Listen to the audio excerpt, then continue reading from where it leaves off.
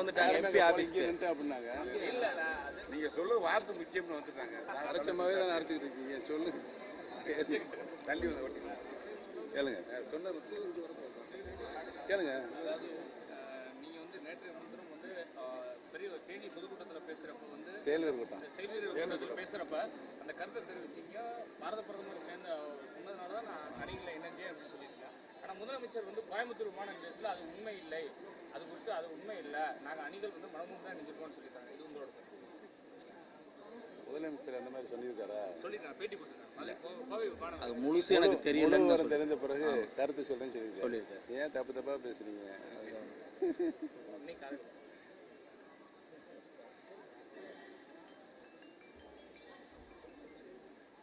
நாங்கள் தர்ம யுத்தம் ஆரம்பிக்கப்பட்ட பிறகு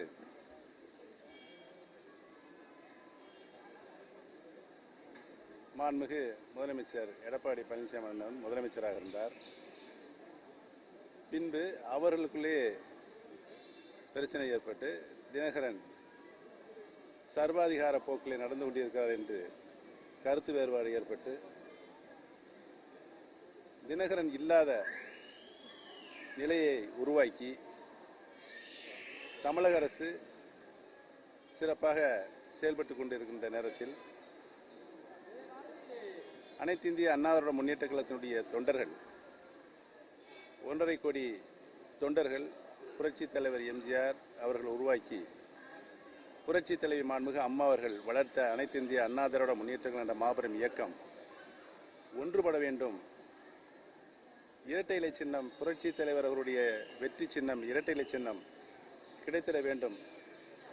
அனைத்து இந்திய அண்ணா திராவிட முன்னேற்ற கழகம் என்ற மாபெரும் இயக்கத்தினுடைய பெயர் கிடைத்திட வேண்டும். தலைமை கழகம் நம்மிடையே கிடைத்திட வேண்டும் என்ற நல்ல நோக்கத்தோடு நாங்கள் இணைந்தோம். இணைவதற்கு முன்பாக தமிழகத்தினுடைய தொண்டர்களுடைய ஒட்டுமொத்த கருத்து உருவான பொழுது நான் டெல்லி செல்ல வேண்டிய சூழல் ஏற்பட்டது.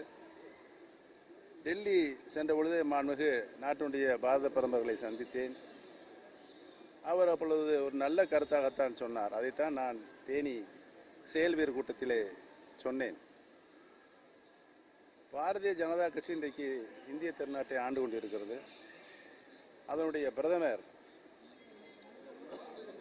இன்றைக்கு இருக்கின்ற சூழ்நிலையில் ஆளுங்கட்சிக்கு அதை கவிழ்த்து விட வேண்டும் என்று தினகரன் 18 எம்எல்ஏ கூட சொல்லிக் கொண்டிருக்கிறாரமே என்று கேட்டார். ஆம் என்று சொன்னேன். இன்றைக்கு இருக்கின்ற சூழ்நிலையில் மாண்புமிகு அம்மா அவர்கள் இப்பொழுது நடைபெற்றுக் கொண்டிருக்கின்ற ஆட்சியை எவ்வாறெல்லாம் மீண்டும் நிலைநிறுத்துவதற்கு எவ்வாறெல்லாம் கஷ்டப்பட்டு ஆட்சியை கொண்டு வந்து சேர்த்தார் என்பது நாம் அனைவரும் அறிந்தது. ஆகவே நீங்கள் பேசிக்கொண்டிருந்தபோது சொன்னார்கள். ஆகவே நாங்கள் இணைவது குறித்து நான் ஆலோசனை கேட்டேன்.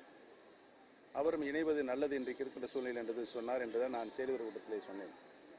ஒரு தனிப்பட்ட இந்தியாவை ஆண்டு கொண்டிருக்கின்ற கட்சியினுடைய நாட்டினுடைய பிரதமர் அவருடைய நல்ல எண்ணம் தான் அதில் பிரதிபலித்தது. ஒரு கட்சி இன்னொரு கட்சி இரண்டாக பிளவுபட்டு அதை அவர்கள் வளர்வதற்குத்தான் இன்றைக்கு இருக்கிற சூழ்நிலை அரசியல் கட்சிகள் செயல்பட்டு கொண்டிருக்கின்ற நேரத்தில் மாண்புமிகு அம்மா அவர்கள் மீது வைத்திருந்த நல்ல அபிப்பிராயத்தின் அடிப்படையில் தான் மாண்புமிகு பிரதமர் நரேந்திர மோடி அவர்கள் இந்த கருத்தை என்னிடம் சொல்லி இணைய வேண்டும் என்று சொன்னார்கள். இதில் எந்தவித உள் அர்த்தமும் இல்லை. உண்மையிலே அவருடைய பெருந்தன்மையை அதில் காட்டுகிறது என்பதை நான் நினைக்கின்றேன்.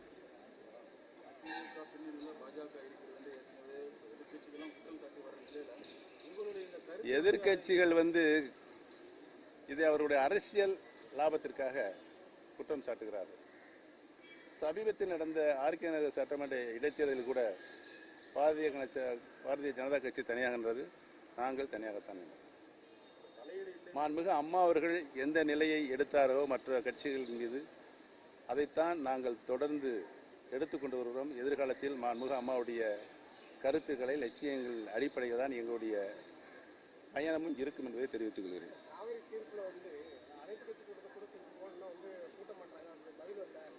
நாங்களே கூட்டுறோம் சொல்லி எதிர்கட்சி தலைவர் ஸ்டாலின் சொன்னதோட அதிமுகவுக்கும் பாஜகவுக்கும் அழைப்பு விட்டுருக்கோம், அமலுக்கும் அழைப்பு விட்டுருக்கோம். ஒரு பிரச்சனை நாட்டிலே மாநிலத்திலே இருக்கின்ற பொழுது அந்த பிரச்சனையை எவ்வாறு அணுக வேண்டும் என்று தெரியாதவர்களுக்கு, புரியாதவர்களுக்கு, தெரிந்தோ புரிந்தோ இருந்தும் அரசியல் ரீதியான காரணங்களை, தவறான காரணங்களை நாட்டு மக்களுக்கு கொண்டு செல்வதில் தான் ஸ்டாலின் இப்பொழுது மும்முரமாக ஈடுபட்டுக் கொண்டிருக்கிறார். இந்த காவிரி பிரச்சனை நமக்கும் கர்நாடக மாநிலத்திற்கும் பல வருடங்களாக இருக்கிறது. அதை முடிவுக்கு கொண்டு வரப்பட வேண்டும் என்றுதான் காவிரி நடுவர் மன்றம் நிறுவப்பட்டது. காவிரி நடுவர் மன்றம் நிறுவப்பட்டு 17 ஆண்டுகளுக்கு பின்னால் 2007ஆம் ஆண்டு அதனுடைய இறுதி தீர்ப்பை வழங்கியது. இறுதி தீர்ப்பை வழங்கியதற்கு பின்னாலே மாண்புமிகு அம்மா அவர்கள் அப்பொழுது எதிர்க்கட்சியில் இருந்த நிலையில் இருந்தார். உடனடியாக சொன்னார், 17 ஆண்டுகளுக்கு பின்னால் பல்வேறு போராட்டங்களுக்கு பின்னால் காவிரி நடுவர் மன்றத்தினுடைய இறுதி தீர்ப்பு கிடைக்கப்பட்டிருக்கிறது.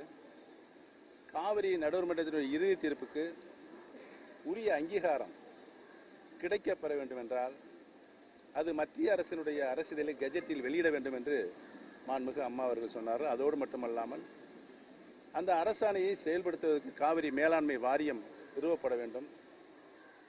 நீரை முறைப்படுத்துவதற்கு கர்நாடகா, தமிழ்நாடு, பாண்டிச்சேரி, கேரளா ஆகிய மாநிலங்களில் நீரை முறைப்படுத்துவதற்கு காவிரி நதிநீர் குழு ஏற்படுத்தப்பட வேண்டும் என்றுதான் மாண்புமிகு அம்மா அவர்கள் சொன்னார்கள். சொன்னதோடு மட்டுமல்லாமல் அன்றைக்கு ஆளுகின்ற பொறுப்பில் இருந்த திரு கருணாநிதி அவர்களுக்கும் வேண்டுகோள் வைத்தார்கள். நீங்கள் தான் டெல்லியிலே காங்கிரஸ் திமுக கூட்டணி ஆட்சியில் இருக்கிறது, தமிழகத்தில் நீங்கள் முதலமைச்சராக இருக்கிறீர்கள், நீங்கள் நினைத்தால் 24 மணி நேரத்தில் அரசாணையை கொண்டு வந்து சேர்க்க முடியும், அதை உடனே நிறைவேற்றுங்கள் என்று மாண்புமிகு அம்மா அவர்கள் சொன்னார்கள். அதற்கு எந்த முயற்சியும் காங்கிரஸ் திமுக கூட்டணி ஆட்சி ஏற்பாடு செய்யவில்லை. அரசாணையை காவிரி நடுவர்மன்றத்தினுடைய தீர்ப்புக்கு தரவில்லை. மாண்புமிகு அம்மா 2011 மீண்டும் தமிழகத்தினுடைய முதலமைச்சராக வந்ததற்கு பின்னால் தான் இதற்கு அரசாணையை பெற்றுத்தர வேண்டும், காவிரி மேலாண்மை வாரியம், காவிரி நதிநீர் முறைப்படுத்தும் குழு அமைக்கப்பட வேண்டும் என்று பல முறை நாட்டினுடைய பிரதமர் மன்மோகன் சிங்க்கு மாண்புமிகு அம்மா அவர்கள் வேண்டுகோள் வைத்தார்கள். பலனில்லை. இது குறித்து கூட மாண்புமிகு அம்மா அவர்கள் சென்னை வள்ளுவர் கோட்டத்தில் உண்ணாவிரதமே இருந்தார். வேறு வழி இல்லாமல் மாண்புமிகு அம்மா அவர்கள் இந்த பிரச்சனையை உச்சநீதிமன்றம் எடுத்துச் சென்று வாதாடி போராடி சட்ட போராட்டம் நடத்தி மாண்புமிகு அம்மா அவர்கள்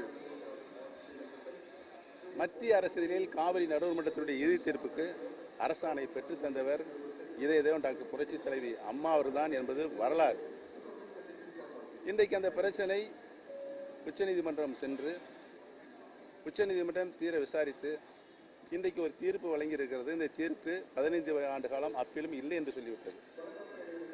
இந்த சூழ்நிலையில் மாண்புமிகு தமிழ்நாடு முதலமைச்சர் அண்ணன் எடப்பாடி பழனிசாமி அவர்கள் இதில் இருக்கின்ற சட்ட நுணுக்கங்கள், இந்த தீர்ப்பை முழுமையாக ஆராய்ந்து இதற்கு என்ன மாதிரி நடவடிக்கை எடுக்க வேண்டும் என்று அரசின் சார்பாக நாங்கள் யோசித்து கலந்து பேசிக் கொண்டிருக்கின்ற நேரத்தில் சரி, மற்ற கட்சியினுடைய கருத்துக்களையும் நாம் கேட்போம் என்று நாங்கள் முடிவு செய்திருந்த வேளையில் இது எப்படியோ ஸ்டாலின் தெரிந்து கொண்டு அவர் முந்திக் கொண்டு அனைத்து கட்சி கூட்டத்தை கூட்டியிருக்கிறார். அனைத்து கட்சி கூட்டத்தை கூட்டி அதற்கு வழிமுறைகளின்படி கடமைகளை ஆற்றுகின்ற பொறுப்பு ஆளுங்கட்சிக்கு தான் உண்டு, எதிர்கட்சிக்கு இல்லை. அரசியல் லாபத்திற்காக அதை செய்து கொண்டிருக்கிறார் என்பதை தெரிவித்துக் கொள்கிறேன். கலந்து பேசிட்டு இருக்கோம். உரிய முடிவு, முறைப்படியான முடிவு மாண்புமிகு தமிழகத்தினுடைய முதலமைச்சர் திரு எடப்பாடி பழனிசாமியிலிருந்து வரும். சொந்த கட்சி விவகாரத்திலே தலையிடாதவர் பிரதமர் அடுத்த கட்சி விவகாரத்தில் எப்படி தலையிடுவாரு? அப்படியெல்லாம் வந்து நடக்கலைன்னு சொல்லிட்டார். அதற்கு நான் பதில் சொல்ல விரும்பவில்லை. இப்போ ஜெயலலிதா முதலமைச்சராக இருக்கும்போது இந்த காவிரி இஷ்யூவாக இருக்கட்டும், மற்ற விஷயங்கள் எல்லாத்துலேயும் மத்திய அரசுக்கு கொடுத்த அழுத்தத்தை இப்போ இருக்கக்கூடிய அதிமுக கொடுக்கல அப்படிங்கிறது பரவலான குற்றச்சாட்டு. இதில் எந்த வகையில் குற்றச்சாட்டு என்று நீங்கள் சொல்லுவீர்கள் என்று விளக்கமாக கூறினால் நான் விளக்கமாக பதிலளிப்பேன். ஒவ்வொரு பிரச்சனையும் நீதிமன்றத்தில் இருக்கிறது. நீதிமன்றத்தில் இருக்கும்போது பொறுப்பான ஆளுங்கட்சியோ அதில் கருத்துக்கள் சொல்லக்கூடாது. தீர்ப்பு வந்ததுக்கு இப்போ தான் சொல்ல வேண்டும் என்பதுதான் ஒரு தார்மீக கடமையாக நாங்கள் எண்ணுகிறோம். இதுக்கு முன்னாடி நீட் தேர்வு இருக்கட்டும், ரொம்ப நாள் கழிச்சு நீங்கள் தான் நீங்கள் ஏதாவது உங்களுக்கும் முதல்வருக்கும் இடையிலான ஏதாவது காரணம் என்ன? மாண்புமிகு தமிழ்நாடு முதலமைச்சர் திரு எடப்பாடி பழனிசாமி அவர்கள் ஒவ்வொரு பிரச்சனையும் என்னுடன் கலந்து பேசி ஆலோசித்து நாங்கள் ஒரு நல்ல முடிவை எடுத்துக்கொண்டு இருக்கின்றோம் என்பதுதான் உண்மை. பல பேர் பல கருத்துக்கள் சொல்லலாம், அது உண்மையல்ல என்பதனை ஆணித்தரமாக நான் மறுக்கிறேன். அனைத்து கட்சி கூட்டத்துக்கு ஏற்பாடுகள் நடந்துட்டு இருக்குன்னு எடுத்துக்கலாமா சார்? அது நிச்சயம் நடக்குமா? ஏன் அவசரப்படுறீங்க? நாங்கள் சொல்லணும்னா உங்களிடத்தையும் முதல்ல கூப்பிட்டு சொல்லுவோம். அவ்வளோதானே, வேற என்ன இருக்கு? நன்றி.